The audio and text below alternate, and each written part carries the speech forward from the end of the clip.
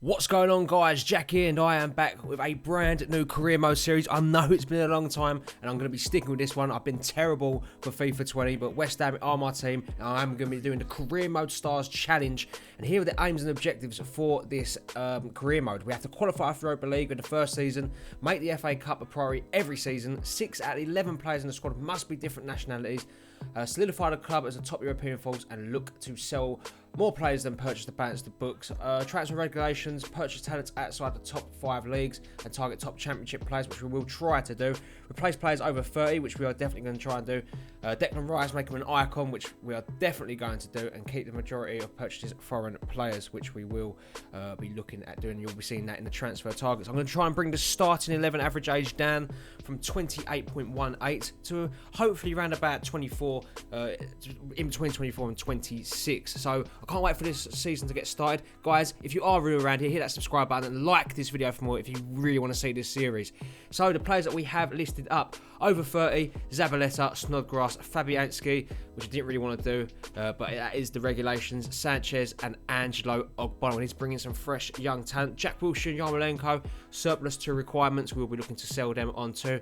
Jack Wilshere, maybe a little bit gutted for it. It didn't work out for him, but I will be looking to let him go. You know, Yarmolenko 71,000 a week, and 68,000 for Jack Wilshere. Players just need to get off the books here, and the players that we're looking to bring in are Fikayo Tomori from Chelsea. I know he's not a player outside the top 5 leagues, but he's a player I really want to get. He's a young player, he fits the criteria. Dumfries is in there. Grimando is a player I definitely want to get. Onana, possibly if we have the funds. Kylan Grant from Huddersfield, we want to bring him in, and Ajer, a centre-back target from Celtic, 21 years of age. Definitely a player that can come in and just play as a backup centre-back for the team, and use him in cup games when needed. But there will be other players added as we go on. That's just the first look at the targets so far. Moving on to the starting 11, we are going to be playing a 4-3-3 this season with Declan Rice, Souček and Fornals as our midfield 3 to start off with. Antonio Haller and Anderson will lead the line with Ogbonna, Diop, Fredericks, Masuaku and Fabianski as the back 5.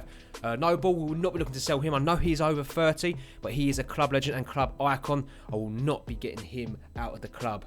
I will let him retire here. That's what I want to do, and that's definitely going to be the main objective. So as we look at the objectives overviews here, not too much really. Finish mid-table, reduce player wages by 9,000, and bring in a youth player and bring him up by up in +5 in the first season. So nothing crazy there. So we play our first pre-season game, a win against Eibar, which is a good result for us in all honesty.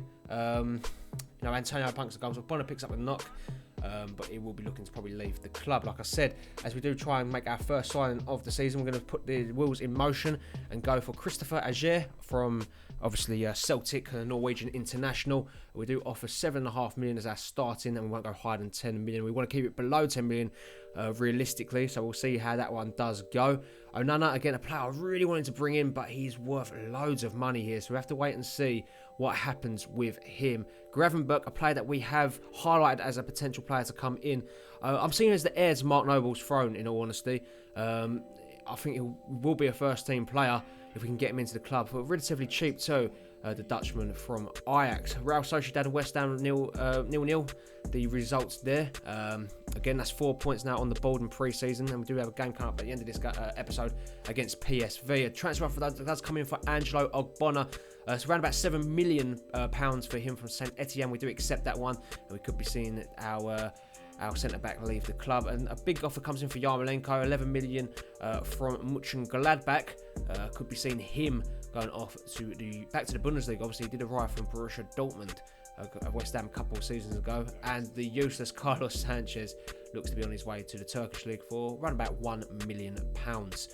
Again, a player that will definitely not play for me, and I'm glad to see the back of him in all honesty as we get ready for going against PSV. Here is the starting 11, pretty much the same of what you saw on the first screen I showed you, except from Balbriner comes in for Ogbonna, who looks to be departing the club. So this is definitely going to be a fill out for the team. We've got some good players on the bench too. Jared Bowen. I'm trying to think who else I've got. Jetty, I want to use that, see how good he is, as they do come close there at PSV. But again, this is just an experimental game, just to see how the team does play. And Masuaki will get us that side down that left-hand side. Does find Anderson, the cuts inside. It sees the run from Souček here. Souček on the ball, does find Haller. Haller turns away from his man, sees the run from Pablo Fornals. It's Fornals with the finish. It's 1-0 West Ham United. Very good play. Fornals ran into the space there. Haller done really well. Link-up play between Souček, Fornals and Haller was absolutely brilliant there, and we'll take that every single day of the week. 1-0 in this pre-season game in the group stages to see us through, obviously, into the semi-finals. The hold-up play from Haller there was brilliant. Absolutely, I can't praise that enough, as we do find the lead in this one. But PSV will come at us on the attack here. Gutierrez onto the ball, does find Thomas. Thomas cuts back inside of his man here. Still Thomas, who does find Doan with the shot. Is saved though well by Lucas Fabianski as they try and get a ball here from a throw. And Antonio does pick the man to it, and Haller does knock it past the centre back here. It's Sebastian Haller through on goal, one-on-one with the goalkeeper, posting in, clinical finish, and we do double our lead on 25 minutes in this one here. The Frenchman with the goal, a player that I'm definitely looking towards to get the goals this season as a bit of a talisman for us. Sebastian Haller, I want him to do well. I want him to hit the ground running, and it seems like he is amongst the goals at the moment. Albeit that was a lucky one. Antonio put the legwork in for that one to find that goal, but well played to Haller. In all honesty, finding that finish as we do approach the end of the half here. Antonio on the attack, plays it into the back post here. Haller wins the header, but it does go wide off the mark. Not what you want to see from him there, as Anderson not happy with that decision, it looks like, with that shot. As PSV do come forward here. Gakpo onto the ball here. What can he do? The left back crosses it in deep, does find Malin with the header, and it is saved from Lucas Fabianski there, right on half time. We'll take that every day of the week as we go into the second half now. Thomas onto the ball. Antonio trying to shut him down here as he goes all the way out left-hand side for PSV. Cuts inside brilliantly. Great strength as he crosses the ball in. Does find Lammers with the header, and somehow he doesn't find the target there. Souček tries to get us coming forward now. Pablo Fornals onto the ball. Sees the run from Antonio at the top of your screen here, and he does play him in. It's Mikel Antonio. He's through on goal. 55 minutes on the clock for free. He side foots it wide.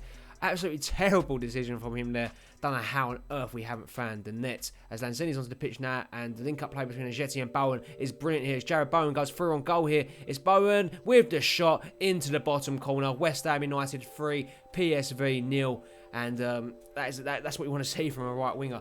Clinical finishing, and very well played there from Jared Bowen. Obviously, all the team around there celebrating with Mark Noble on the pitch too. Good to see him. But that ball from Ajeti was absolutely brilliant.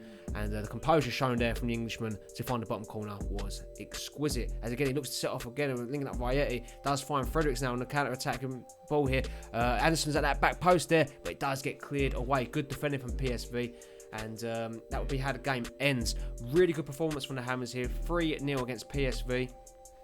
Again, a good performance all around from the lads. And guys, if you are enjoying today's video, make sure to hit the like button and subscribe if you are new around here. New deal comes in though for Carlos Sanchez from Fenerbahce. We accept that every day of the week. And the deal comes in for Aaron Cresswell. A player I wasn't looking to get rid of here. It was a good offer of 6.7 million from Espanyol. I do accept that. And with that happening, we do try and trigger a deal now for Benfica's Alejandro Grimando.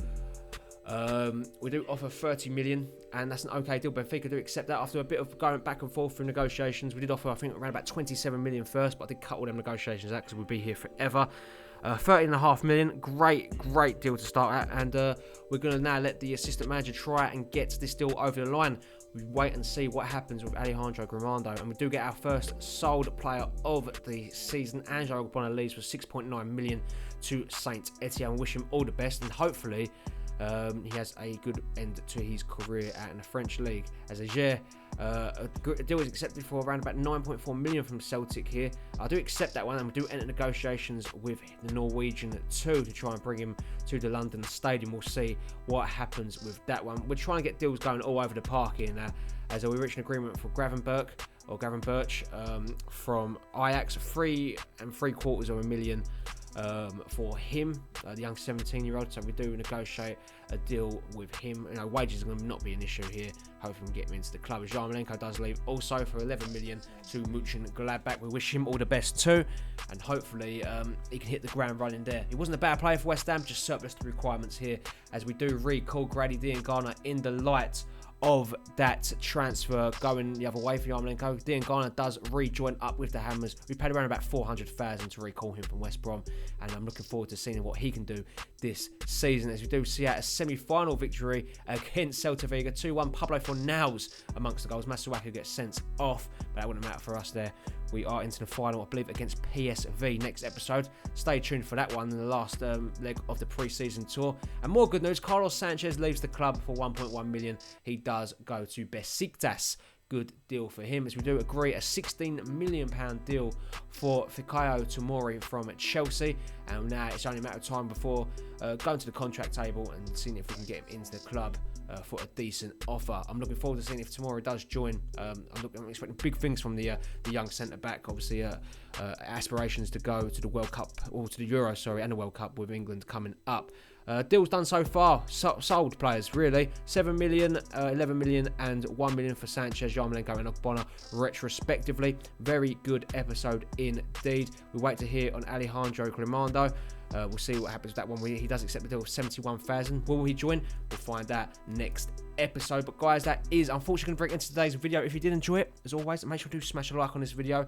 Stay tuned for the Career Mode Stars Challenge. Follow them on Twitter, link in the description down below for all Career Mode content, as we're looking to get some new players in. But also subscribe, like the video for more, guys, and I will catch you all in the next one where we play PSV and start our Premier League campaign. See you later, guys.